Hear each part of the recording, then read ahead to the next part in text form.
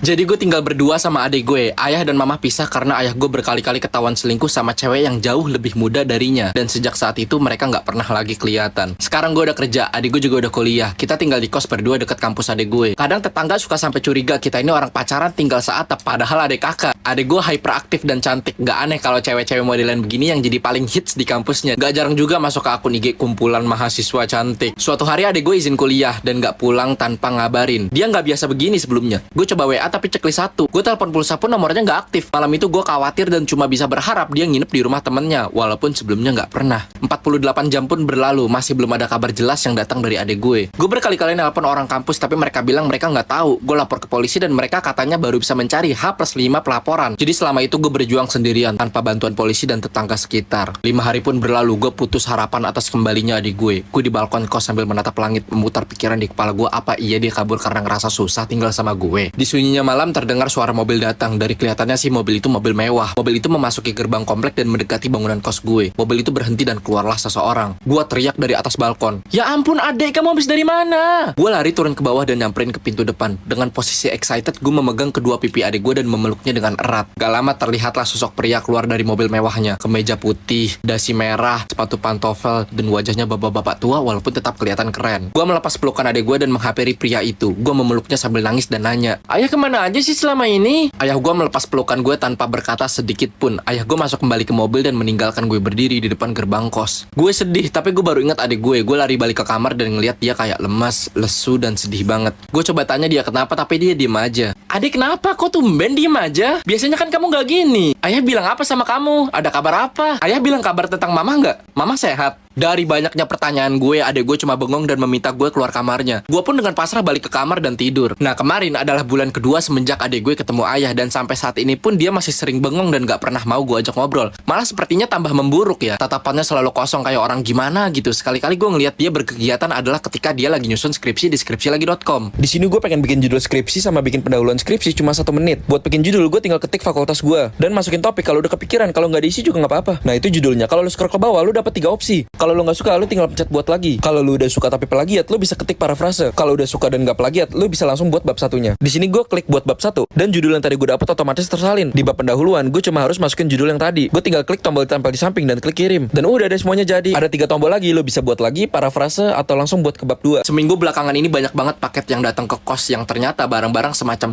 pisau, alat-alat besi aneh gitu. Gue juga nggak ngerti itu apa. Gue ngomong dalam hati nih orang mau apa gimana sih, mana alat-alatnya itu kayak alat-alat operasi dokter gitu. Hari ini gue keluar kota, ketemuan sama teman lama gue yang sekarang udah jadi dokter. Kita ngobrol-ngobrol tentang adik gue ini. Apa adik gue trauma dan harus ke terapis? Apa adik gue